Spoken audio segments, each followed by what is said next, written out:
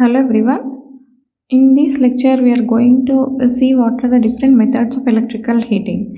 Right? First, let us see what is the classification of electrical heating, how many methods are available. Then let us see each one of those in detail one by one.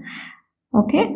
Now, electric heating can be majorly classified into two categories, that is power frequency heating as well as high frequency heating. So when coming to power frequency heating, again these methods can be classified into two different categories, that is resistance heating as well as arc heating. Whereas coming to high frequency heating, this can be classified into induction heating as well as dielectric heating. Right? Now let us see one by one each one of those. First one, resistance heating. So this resistance heating, by the name itself, it is nothing but resistance. That means we are taking the help of the concept resistance for heating an element, right? So this can be classified into two categories, that is direct resistance heating as well as indirect resistance heating. So now coming to direct resistance heating. So this is the scheme of direct resistance heating. That is here the material whatever you want to heat, that is called as charge. So we are directly heating the charge whatever we need to heat with the help of electricity by means of two electrodes. So these are the two electrodes from which we are going to give the electrical supply, and this is going to heat the element that is to be charged, this is called as charge.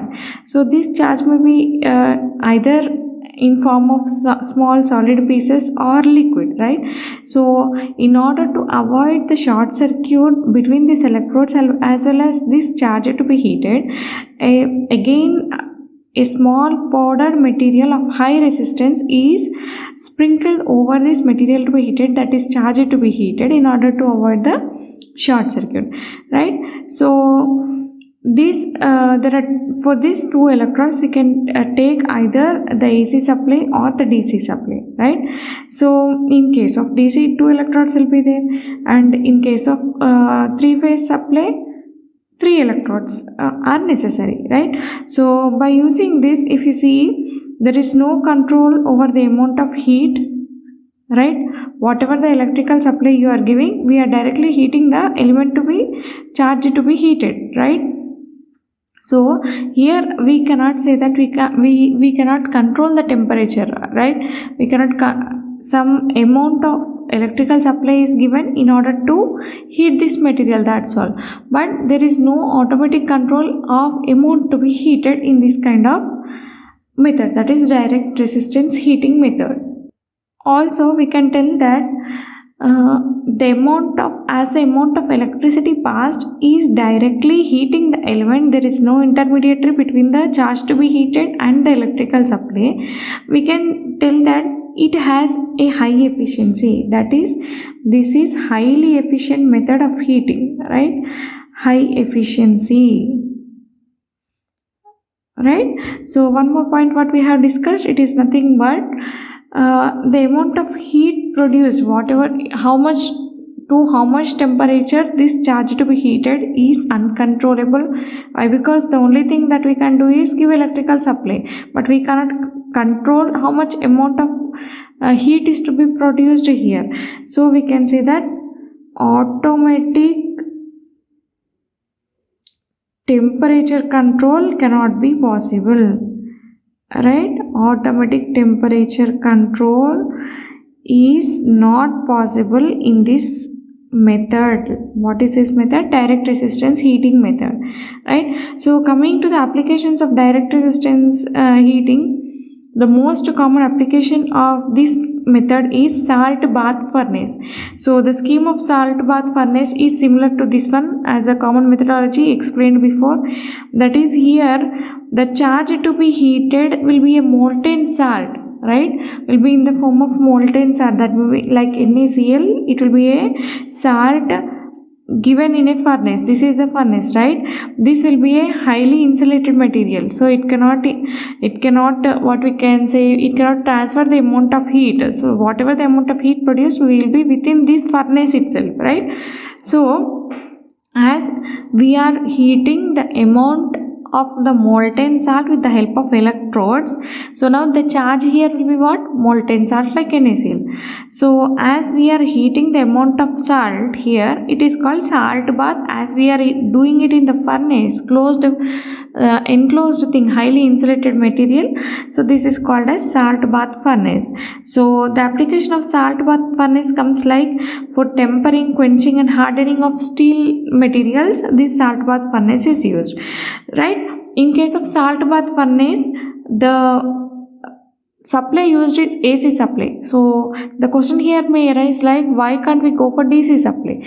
So if we go for DC supply, there may be a chance of decomposition of the salt, right? If the salt gets decomposed, it may give rise to some amount of gases which may be toxic, or the amount of heat produced may be liberated in terms of gases. Then there is no use of doing such thing, right?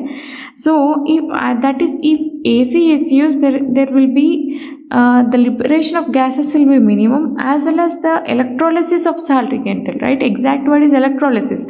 So the electrolysis of the gases is not possible in case of AC. Therefore we go for AC supply in case of salt bath furnace. Also, by using this method, we can achieve, or we can we can rise the temperature of this salt to very high temperatures, like up to nearly 1000 degrees to 1500 degrees centigrade. We can rise the amount of temperature of the salt, right? Also, the amount of voltage required for this procedure is in the order of nearly 20 volts.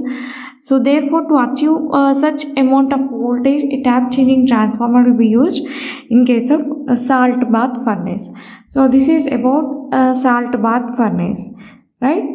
Now going to indirect resistance heating. So as the name indicates, indirect resistance. What is meant by indirect? In the previous method, the amount of charge to be heated is directly exposed to the electrical supply.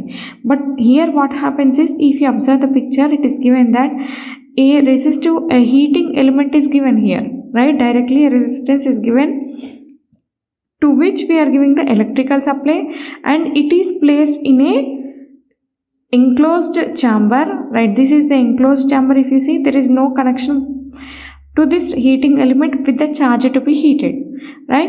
Now when you supply the electric supply to this heating element or resistive element, so amount of heat is produced and it reaches the charge with the help of either convection or radiation, or with a combination of both of the methods, right? So as when you supply electric supply to this resistive material, it produces I square R losses. So that I square R losses will be transferred to this charge with the help of convection or radiation.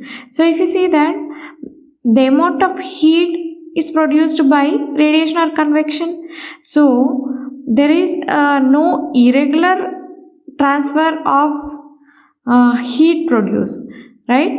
So this what we say, this arrangement will provide uniform temperature throughout the charge. It heats up the charge completely up to a certain temperature. That means uniform temperature across the charge. So we can tell that this indirect resistance heating provides us automatic uniform temperature, right? So it gives us uniform temperature. Also, if you see that, so now this is a resistive material, right? This is a heating element. So now by varying the resistance of this resistor, I can vary, or I can control the amount of heat produced. That means I can control the amount of temperature of this charge. Once again, see, as this is, as I am not giving the electric supply to the charge directly, I am giving it indirectly through a heating element.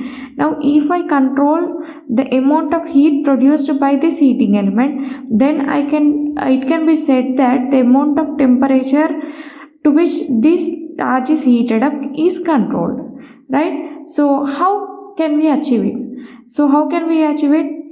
So we can achieve it by varying the resistance of this resistive material. How can we vary the resistance of this resistive material? See, it can be done by, if you add an extra resistance in series with the resistive material. Why? Because it is not in contact with the charge, so I can add some extra resistance in this to this heating element. So when you add some extra resistance to this heating element, that means I can vary the amount of heat produced here, right? So the amount of I square R losses are now changing, so that I can control the temperature, change in temperature here, right? So also, what about the voltage and current then? So how to vary the voltage? So voltage can be varied by using a tapped transformer, right? So by using a tap changing transformer, we can vary the supply provided to this heating element, right? By using a tap transformer, or by using series resistance, right? So that we can tell that then what about the current? So, or by changing in the resistance, we can vary the amount of current produced, right? So also we can control the temperature by using a thermostat, right? Automatic thermostat.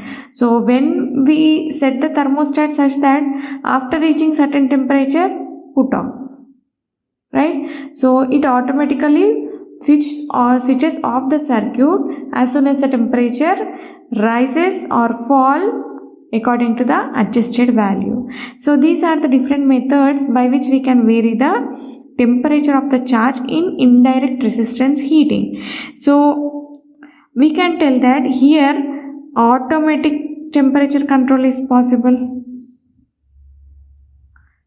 right? Automatic temperature control is possible in case of what we say, indirect resistance heating.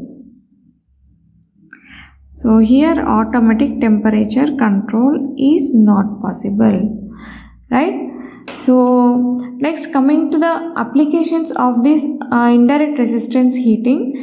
So the most common applications are like drying or cooking of food. In such cases we can use this kind of indirect resistance heating. So one more is most common domestic application is immersion water heater. We know immersion water heater.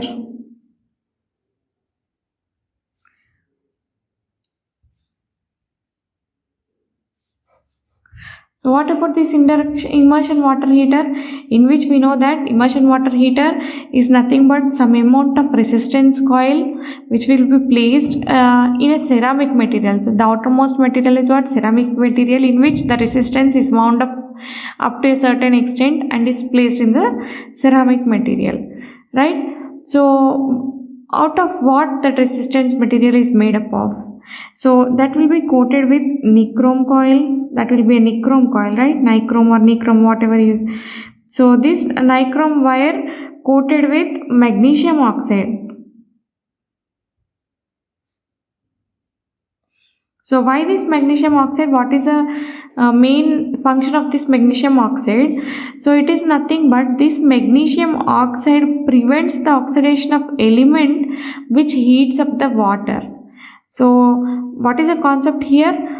When we are giving electric supply to this immersion heater, so it passes that amount of current through the nichrome wire resistance coil, right? So which is made up of nichrome wire. So now instead of now it is this nichrome wire, if it is directly placed in the water, what happens to it? It may undergo oxidation because it is placed in water.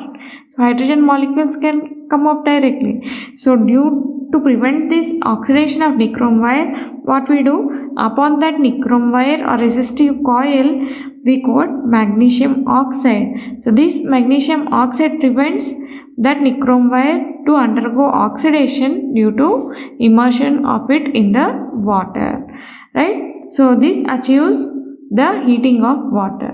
So this is about the application of indirect resistance heating. So this is about the different methods of resistance heating. Hope you have understood the concepts. Thank you.